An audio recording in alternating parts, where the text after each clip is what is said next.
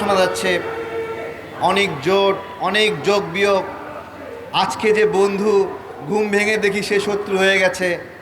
আজকে যে বিএনপিরে গালি দেয়, পরের দিন দেখি সে বিএনপিরে নিয়ে প্রশংসা করে। আজকে যে জামাতকে গালি দেয়, পরে দেখি সে জামাতকে ভালোবাসে। আর যে জামাতের কোলে বসেছিল সে হঠাৎ করে কোল থেকে নেমে বলতেছে জামাত খারাপ। এইরকম একটা পরিস্থিতি তৈরি হয়েছে নির্বাচনকে কেন্দ্র করে। আমার সকল রাজনৈতিক দলের উদ্দেশ্যেই কথা, দেখুন, এই অন্তর্বর্তীকালীন সরকার যখন গঠিত হলো তখন একটি স্বাভাবিক চুক্তি ছিল। সেই চুক্তি হলো রাজনৈতিক দলের প্রতিনিধিরা এই সরকারে থাকবে না। সেই চুক্তি মেনে অনেক যোগ্য লোক থাকা সত্ত্বেও অনেক অর্থনীতিবিদ ছিল, অনেক সমাজকর্মী ছিল রাজনৈতিক, অনেক সাংস্কৃতিক ব্যক্তিত্ব ছিল রাজনৈতিক, তাদেরকে বাদ দিয়ে একবারে রাজনীতির বাইরে থেকে কিছু মানুষকে নিয়ে আসা হলো। ডক্টর ইউনূস স্যারকে আজকে জিজ্ঞাসা করছি, আপনি আসলেন সকল নাগরিকের প্রতিনিধি হয়ে, সবার প্রতিনিধি হয়ে, আপনি এটা কেমন কাজ করলেন স্যার? আপনি বলবেন যে আপনারা সরকার বানিয়ে জাতীয় নাগরিক পার্টি নামে একটা দলকে পৃষ্ঠপোষকতা করলেন, এইটা দেশের সঙ্গে বেইমানি কিনা? এটা রাজনৈতিক দলগুলোর সঙ্গে বেইমানি কিনা? আপনারা তাদেরকে সুযোগ সুবিধা দিলেন, পৃষ্ঠপোষকতা করলেন। এমনকি একটা প্রচলন ছিল যে যারা অন্তর্বর্তীকালীন সরকারের উপদেষ্টা হয় তারা কখনো রাজনীতিতে অংশ নেয় না এবং ভবিষ্যতেও তারা কখনো নির্বাচনে অংশগ্রহণ করবে না। এটা একটা প্রতিষ্ঠিত একটা সামাজিক চুক্তি, রাজনৈতিক চুক্তি। কিন্তু ডক্টর ইউনূস স্যার, আপনি এটা কি করছেন? আসলে নিজেকে ইতিহাসের কালপ্রিট বানাতে যাচ্ছেন। আপনাকে জিজ্ঞাসা করছি, ইতিহাসের কালপ্রিট হতে চান? কেন এটা করছেন? যে উপদেষ্টাদেরকে নির্বাচনের সুযোগ দেওয়ার পরিস্থিতি তৈরি করছেন।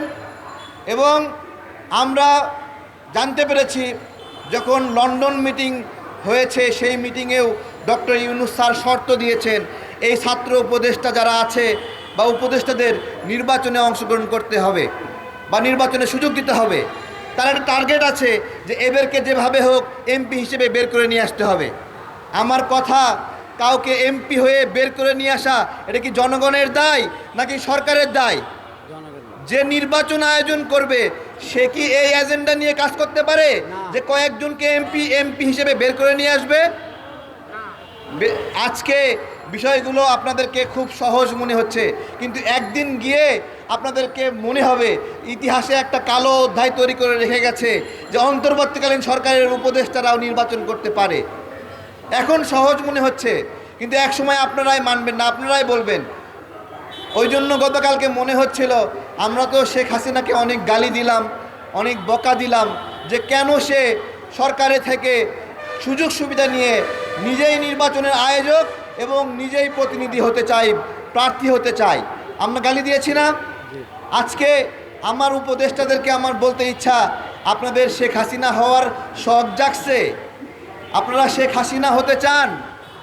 শেখ হাসিনা যেভাবে নিজেই নির্বাচনের আয়োজক, নিজেই নির্বাচনের প্রার্থী, এটা হতে চান? দেখেন, এটা কি কেউ অস্বীকার করবে?